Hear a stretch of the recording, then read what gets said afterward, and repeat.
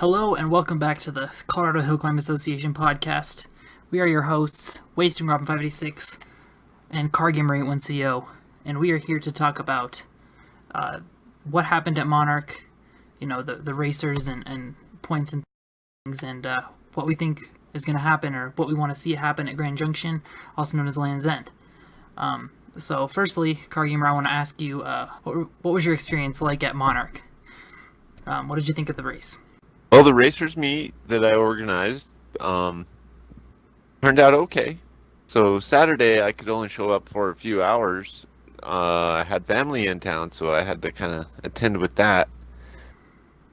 But from what I seen on Saturday, it was really good footage. Kind of sucks on Sunday for Mike McGee. Oh yeah, what happened to him? Do you know what happened? Poor Poor guy. I don't know. Some either transmission or engine, I'd imagine. Mm-hmm. Because I don't know. I saw him take off from the start line, and that's all I know. So on both days actually, and I know he showed up. I was at checkpoint 5. Mm-hmm. Yeah. And I could hear his car shut down at checkpoint 3. So his motor didn't sound bad, but I wasn't there, and I couldn't exactly explain what's going on. Yeah, I gotcha. What did you think of our starting techniques for Spencer's car this weekend? How he started it? You had no starter, and I was explaining to everybody, Spencer technically has to go last because technically, well, yeah, he has no starter. Yeah, and kind of drag racing push start style. I would say more sprint car, but okay, same thing. Well, I go to more drag races than sprint races, so. Yeah, well, I'm vice versa, so that's just the way I saw it. But anyways, the reason we had to do that was because last weekend, before Mount Washington, we switched flywheels, and we were in Spencer's shop starting it, and it sounded fine back at the shop, but when we got to Mount Washington, we just noticed that it was just getting worse and worse, and it was making noises that it shouldn't. And by the end of Mount Washington, we had gone through like 2 starter gears, and it was just chewing starter gears up. So we're just like, all right, we know we're going to go to Monarch next weekend, but we don't have time to pull the car apart, switch flywheels, switch starter gears, whatever. So we're just going to push start it with the car, and that's the way we did it. So if you did see us push start in the car like that, that was the reason. We couldn't start it. It would just tear stuff up. Okay. And usually Chevys are the ones that Chevys. Have the starter problems. Well, the funny thing is this didn't develop until recently. Well, semi-recently, but I think... I'm just teasing Chevys. Yeah, I know. Hey. But you hate everything that isn't a Chevy. A Chevy. Hey, no. Oh, well, that was that. Let's get into what happened in the race this weekend. So there weren't too many rally turbo cars there, or rally cars in general. That's because I believe at the weekend after Monarch there is Rally Colorado, so all the rally cars that are doing CHCA are prepping for that race, and so in turn we didn't get a very good turnout for the rally cars for Monarch. That's what I'm trying to say. Monarch. We had in the Rally Turbo class, we had David Kern and Allison Kern take him first with a 2:08.28. Now I don't know if you know, but getting in like a low 2-minute, that's really quick for Monarch. I mean, the road was really good on Saturday and Sunday too, because we saw similar times from Saturday to Sunday. I don't know if you noticed that, but until the rain. Yeah, well, actually, the funny thing is the Kerns ran a faster time in the rain than they did in the dry on Sunday. How does that make any sense? That don't make any sense. I don't know, maybe they caught it like right as it was a good road, I don't know. Maybe they'll post an in-car and we can see that and see how they went faster on the second run than they did the first run. But then the second car in the class and the second last car in the class was Jerry Kendall and Cody Mellis. They finished with a 2:31.82, and actually, they are the only car that has showed up to all the CHCA events, and so that puts them into second place in the points for Rally Turbo, which is crazy to think about. And actually, I was kind of thinking that Jeff Register, who is in first, is still in first now, but would end up being bumped to second because you usually get the people who don't show up to every race usually come second, third, whatever, to the people who show up to all the races. But in this case, it's not the way it is, and Jeff Register is still in first over Jerry Kendall, and then Duncan Smith after that for the top three in the Rally all-wheel drive or Rally Turbo points. What did you think of the Rally cars? Because you were able to get up top, or not up top, but to a higher checkpoint and view the cars as they came through. What did you think of the Rally Turbo cars? Well, on Sunday is when I could get up there. Yeah. Saturday, I kind of hung out in the pits with you and whatnot. Yeah, I know. Well, that's what I meant on Sunday. What did you think of the Rally Turbo cars? There was just some pretty impressive moves. The Lancer was awesome. The blue one? Yeah. Yeah, he's fast. The Kerns are fast. That's the Kerns. They're fast. And then you had Sterling. I don't know if you've seen my Facebook video on Spencer Steele Racing, but Sterling was cheering everybody on the second run in the rain with his cowbell. he's a fun guy. But speaking of, like, import stuff, what about that go-kart, man? Oh, in the Super Sprint class? Yeah, I was talking to you on Saturday. I'm like, that thing is fast. And you're like, yeah, okay, whatever, it's fast. Until you saw it on Sunday. Until you saw it go on Sunday. And you're like, whoa. Like, I wasn't lying. I wasn't kidding. That thing was hauling. I mean, that was his rookie race on that hill. And he was 3 seconds off the Super Sprint record. Yeah, I was impressed. Yeah, he was impressive, definitely. And I don't know if you've seen the in-car onboard of his run, but he was really committed throughout the whole run. He said it was impressive. I mean, like, being such a small little thing, I looked at it and I'm like, what is that? Well, it's called a That's all I could think. Right? Yeah, it's called a cross cart. And his name was Tony Ahokas. Well, yeah. His name was Tony Ahokas. He finished with a 2:09.70. That was 3 seconds off the record. But that's the first time ever in history, for me, I ever seen anything like that. I've never seen something like that before. I haven't seen anything in person like that. I know about them. They usually run like the short course stuff, like you see the trucks, like the Pro 4 trucks and the Pro 2 trucks run, like with that Brian Deegan runs, those type of trucks. It runs the same stuff as those. That's usually what it runs. Yeah, that was interesting. Well, since we're talking about Super Sprint, let's go on down. Dylan Edgar finished second. Yeah, that was interesting. But then Rodney O'Malley, who ran the what was it, the Mount Washington hill climb, that one, yeah, that we just came from the weekend before this Monarch race. He wasn't able to get his car prepared for this because he had some issues out in New Hampshire, so he ended up running Dan November's car, or Dan November, as they say out east.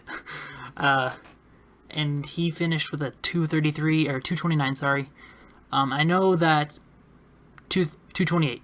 That's right. Sorry, 2:28. I'm correcting myself again. I know that car was having some issues. The first run, Dan came down. He goes, "Yeah, I have no rear brakes." And I was like, "Oh." And then the next one, that's a bit scary there. Yeah, the next one they came down. They're like, "Yeah, we don't have first gear."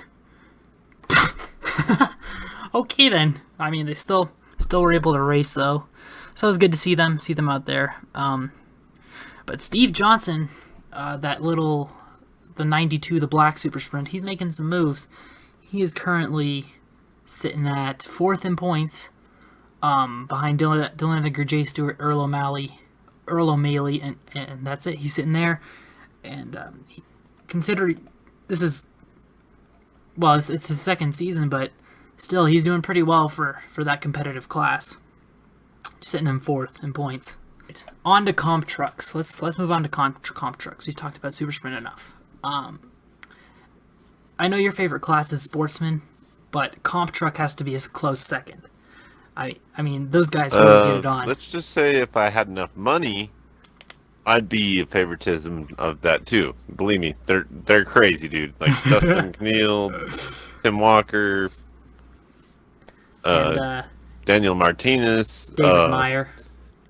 Dave Meyer, yeah, all the White S10, like anybody that runs that class, that I give them respect because that's what I wanted to do before I got my Camaro. But you're a Camaro freak. You couldn't pass on a Camaro. I got OCD. Yeah. Over obsessive Camaro disease. Yeah, obsessive Camaro disorder. Well, so you had a little incident with Dave Meyer at Checkpoint 5 on Sunday, didn't you? Yeah, I hope you guys can check out the video. Maybe you can leave a little link to the video. So you should leave a little link to that specific video. It was an occurrence. I've been watching CHCA for a long time, all my life pretty much. I mean, on and off. And never had that happen to me. So what happened? Well, let's just say when the rain happens and everybody else gets in their cars and you're just scratching your head like, it's just rain, no big deal. That's when the rocks come flying. That's when the rocks come flying, huh? I mean, there was rocks like the size of footballs flying around. I was like, this is World War II, I'm out of here. So, Joe got hit by a rock thrown by David Meyer in his truck. A pretty big one from what it sounds like. Good footage. But, ouch. Yeah. It's alright, he's the president. He can do what he wants. Alright. With that out of the way, I wanted to bring that up. We got, first place was Dusty McNeil at a 2:18.21. From what I heard, he didn't really have that. From what Spencer said, he didn't have that thing running right. He was having some issues. I don't really know. That's just from what Spencer said. So that could totally not be the case. I don't know. But he did a 2:18. Well, it's a different track. Yeah. It is. So everybody was doing tuning this weekend. Yeah, I agree. I agree with that. But he still managed to edge out Tim Walker, who is one of the. I was watching him at the start line on race day, and he was getting all pumped up, and I loved it. I was like, I love to see that energy in CHCA. That's what I want to see. I want to see more of that. He was yelling. Yeah, he was yelling, getting pumped, clapping his hands, rocking his head back and forth. He was getting all hyped, and I was like, yeah, go get it. Go get a record. That's what I was thinking. But he did a 2:19.85. That's pretty quick for that heavy of a car. I mean, I know that's not light, and it's like a full-size truck. So he was getting it on. Yeah, I'm glad to see those trucks back on the tracks. Yeah, it's a little nostalgic, even for me, from when I was little and I used to watch Leonard Vaschultz and Clint Vaschultz drive those. Those guys are cool. I mean, they have some strong engines in them. But in third place, they still do. Yes, they do. Well, they're built by the same guy. Oh, I didn't know that. Yeah, Leonard Vaschultz. They're both Vaschultz motors in those trucks. But Martinez's engine is different. It's a Chevy. That motor might have been. That might have been what? Built by Clint. No, it was built by Leonard. Oh, it was. Oh, yeah. Okay. They're all built by Leonard. Spencer has a Leonard Vaschultz motor in his car. If you guys are wondering about my motor, Clint Shields here in Salida, Colorado, built my motor. Yeah, how much power is it making? Estimated 600 horse, but I don't know. That's pretty good. 600 at sea level. Hell if I know. Okay. The guy I bought it from said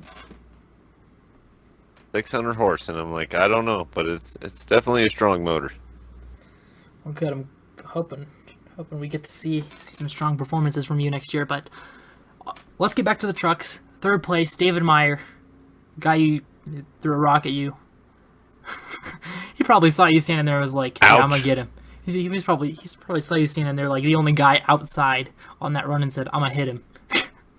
I'm gonna get him. Actually, like when you hear my video, you could almost hear you guys say like, get him. Like, uh-oh, this is gonna hurt. Bam, bam, bam, get pelted. But he finished with a Kind of 227. something like that. Yeah, he finished with a 227.22. So he was pushing. I mean, he was trying to catch Tim Walker and Dusty McNeil, but unfortunately, he fell a little short.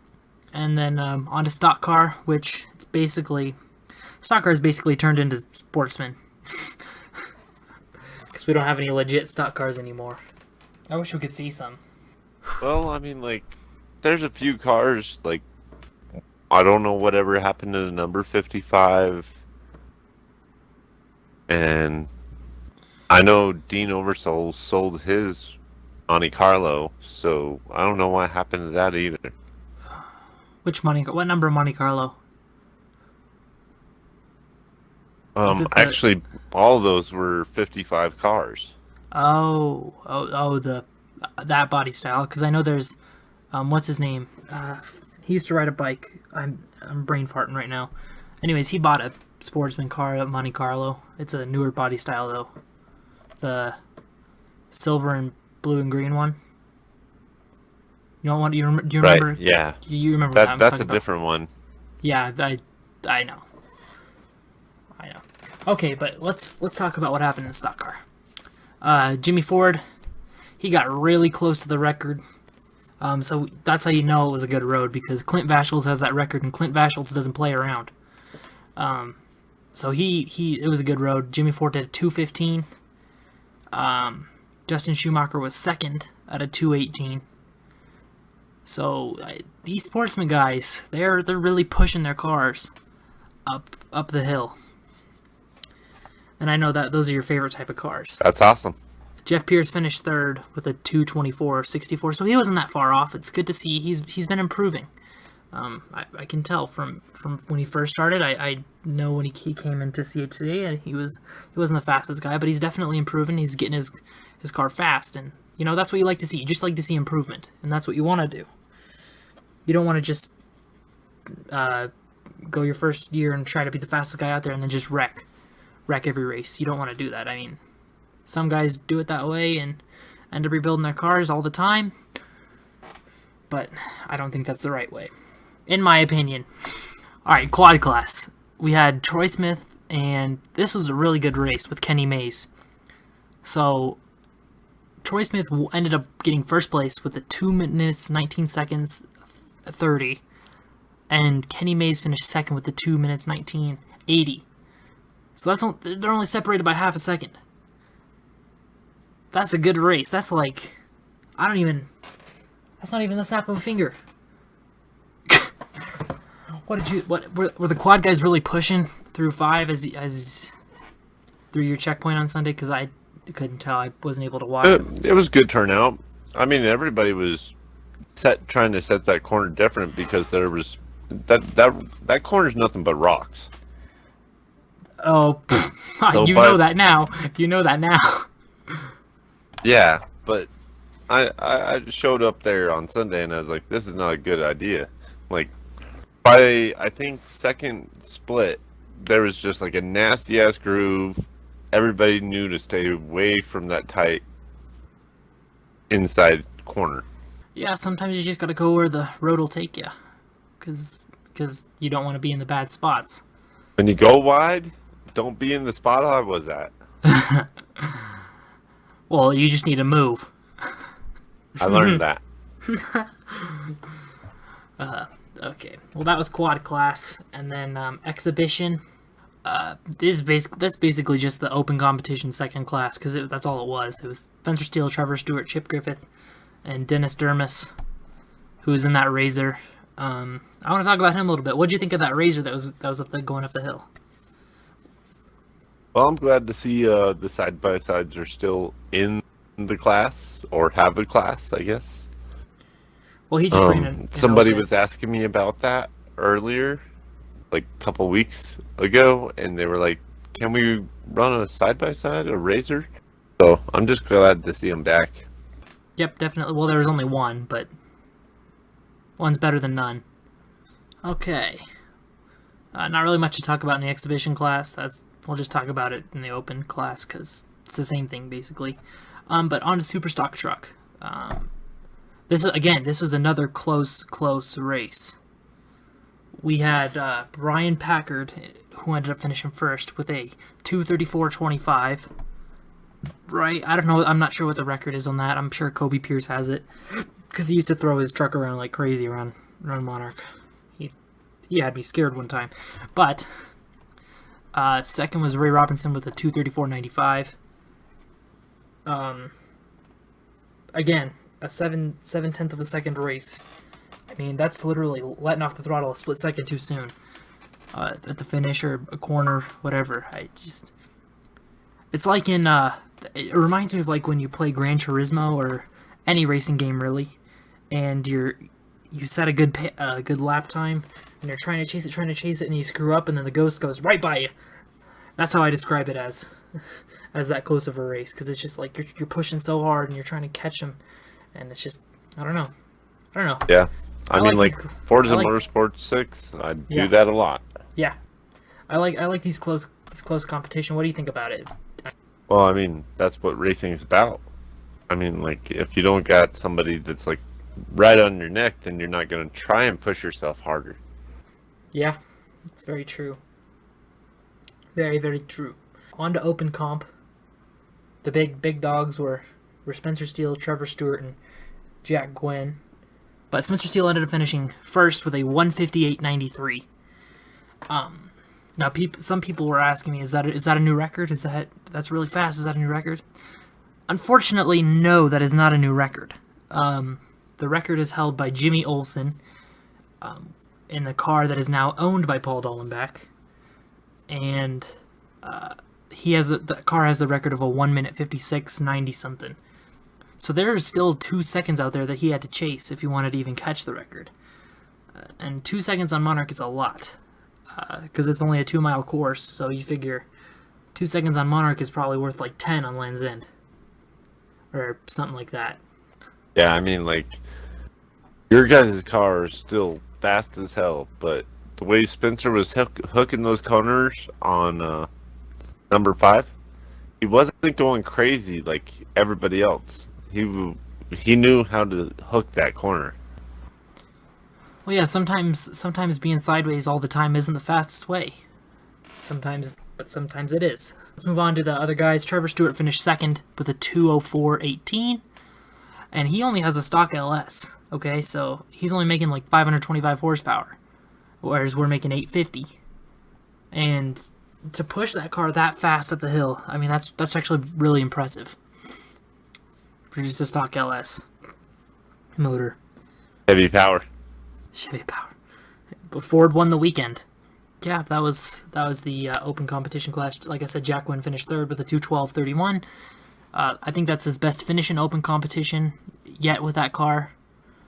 So it's good to see that he's doing pretty good. But on to Sportsman, your favorite class. So you want to talk a little bit about Sportsman and what you saw this weekend? Well, I was happy to see Mike McGee show up. Everybody pretty much showed up and did a great job.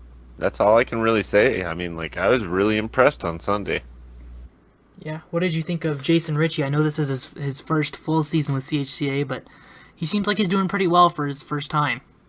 Well, from what he told everybody, you know, he was a lot more relaxed with this race compared to Temple Canyon, had more confidence. And just, you know, with the rain on Sunday, what can you do? Yeah, sometimes it goes that way. But he ended up with a best time of 2:37.23, and for a rookie season, that's a pretty good time for that kind of car. Don't you agree? Yeah. I give him a hands up, man. I mean, like, or claps and 2 thumbs up. Claps and 2 thumbs up. John Dermis finished fourth in this class, the 19 Sportsman car, with a 2:23.03. The top 4 guys weren't really separated by much. Of course, they're veterans and they're coming back to their second, third, fourth, whatever seasons. So you expect them to kind of be close. But Jason Ritchie was a little off the pace, but that's okay because he's still learning. He's learning the car, learning the roads, and I know if he continued to race, he'd be very fast. I think he could be very fast with that car. Well, that was the Sportsman division. Let's move on to Rally Light.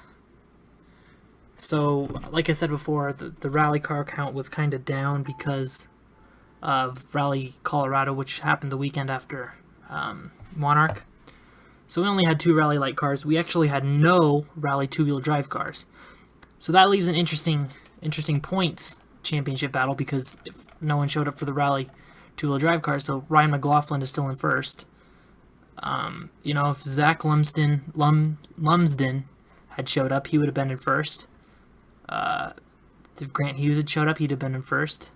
It's an odd scenario that usually doesn't happen at CHCA. Usually you have a guy that goes through the whole season and ends up getting points because of that. So it was, I don't know. I thought it was a little disappointing to see such a low rally car count. What do you think? Well, like you said, they have a race to do, so I can't say that I blame them for saving their car. Yeah, I agree. But I feel like Monarch would have been a good shakedown. Even if you're not pushing your hardest, I think Monarch was a good shakedown for your rally to make sure everything was working right. But I don't know. That's just my opinion. So David Brown, the guy who actually wrecked, the team that wrecked at Temple Canyon, and Michael Brown, who hurt his back, they made a good showing back at this race and ended up with a 2:43.92 and a new record. So they couldn't have had a better weekend simply because you're coming back from a wreck and you don't know how the car is going to handle and how you're going to do, and you end up setting a new record. So props to them for pushing through the adversity and the issues they had with the car and the wrecks, fixing the wrecked car, and coming out and setting a new record in the Rally Light class. Yep. Cheers on them. That's awesome to make the next event, and I wish them all the best luck. Agreed. Michael Miller and Angelica Miller finished second, and if you didn't know, on Saturday they had an engine issue. I'm not sure if they blew an engine or what, but they ended up swapping the motor over Saturday night so they could go racing Sunday. That's the kind of commitment they showed towards CHCA, and I give them big props for that. Champ class. We had 2 champ cars. What did you think of the champ cars this weekend? I think they did a good job. It was a good showing. Did they throw any rocks at you? I got some close calls, but nothing too bad. They were doing really good in the corners. I'm surprised because those things are hard to handle. From what I've heard. I haven't ever driven one, but still. Brian Hardman, he ended up finishing first with a 2:21.51. And Kenny Brady was second with a 2:33.39. It's good to see Brian Hardman showing some support towards the HCA.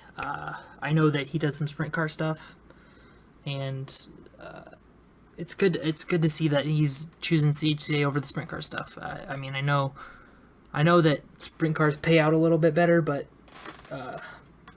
I like to see the car count go up in the champ class. I would like to see that, and I know you would as well. Yep, they're a good class to watch. I remember back when I was a kid at U Trail, there was quite a bit of champ class. Yeah, there used to be quite a few. I don't know what happened. I don't know if guys retired or whatever, but hopefully we can see some more come out in the next few years. But last but not least, we got the motorcycles. My prediction for the beginning of the season: Travis Newbold. He's killing it. He set a 2:19.67. I believe he set the record on Saturday for this class. I believe he has the record for Monarch now. And Owen Brady, a guy who didn't show up to the last event, but he showed up to this one, and he ended up showing that he's still fast. He finished second. And I know your buddy Adam Larish. How do you say his last name? I believe it's Larish. He ended up doing pretty well. You said that's the first time on a bike in 5 years for him. Is that correct? Racing wise, yeah. So he did pretty well in my eyes. What do you think? How do you think he did in your eyes? Yeah, he was sticking it through the corners, and he had confidence. That's good to see. He finished fourth in the class. Yeah, there were a lot of competition in this Monarch hill climb, and it was good to see. I believe I counted 67 entries total, so that was a little bit. That was about 15 lower than Temple Canyon. So I would like to see more there, but I don't know. Well, that was the segment for Monarch. We discussed what happened, and it was a good time for me. I know it was a good time for you. That's a close one for you. That's basically your home track as of now. Yeah, and it was a close one. I almost died. Thanks, David Meyer. But the next race will be the Land's End. No, that was awesome footage, man. Yeah, on to Land's End. That is the next race, the Land's End International Hill Climb. Recently, it was announced that Devin Afro Thunder, Devin Dobson, Devin Tumbleweed, he has set up the racers meet for the Land's End Hill Climb. It's right across from the famous stave. This is where we had it 2 years ago. I know, Car Gamer, you were talking that you probably aren't going to be able to go to that one. What are you thinking now? Yeah, right now, with trying to get the race car done, pretty much every nickel and dime is kind of adding up. So if I want to race next year, I kind of have to bail out on this race. And I'm sorry, guys. I'm really sorry. That's too bad. We're going to miss you out there. But I believe I'm going to miss the race. Yeah, I'm sure. But we'll see good content from Devin, I'm sure. It's going to be his first CHCA race this year. And I believe he's going to be covering it for Hot Rod. Don't quote me on that, but I'm pretty sure he got it approved. Because if you didn't know, Devin actually became a Hot Rod freelancer. So he shoots for Hot Rod, and Hot Rod pays him to do these things. So it's going to be a good event, I hope. And I know some people are planning to show up that haven't shown up to other races in the CHCA. So I believe it will be a good time. I think you're going to miss out, but I would rather see you in your car next year at Land's End than here this year at Land's End and not be able to race at Land's End next year with your car. If you understand what I'm saying. Yeah, I mean, like, I just don't have anybody to travel with me. I live all the way, like 4.5 hours away. So traveling and, having somebody to camp out with for the weekend, that kind of adds up. Camp with Joel. And like I said, we pretty much did last year. Yeah, you were there when he got stuck, right? With his flat tire? I was at checkpoint 8, I believe. Just like right down. He got a flat right down from below us. I always make fun of him when I see him for that. Like at Monarch, I was talking to him and I said, So at Land's End, you're just gonna go where you get stuck? That's where you're gonna stay for the weekend? Oh, it's fun to... That poor guy. Yeah. Well, the past is the past. We're not gonna dwell on it. But, now me, because I actually took a rock. Yeah, you're gonna be the Monarch guy. I hope we see some good competition at Land's End. We got the racers meet on Friday again at the mall where we had it 2 years ago. It's been on Facebook. You could probably see it. Just search CHCA Racing Memories. It's a Facebook post in there. I think Devin Afro Thunder posted it. I hope to see everyone there. I'm excited for the race. I know there's plenty of work to still be done to Spencer's car, even after the race. But yeah, I think that's going to do it for this podcast. Thank you all for watching. And I hope to see everyone at Land's End. This has been Wasting Robin 586 and Car Gamer 810. And I'll see y'all next season. Yeah, we hope so. Thanks for watching, everybody.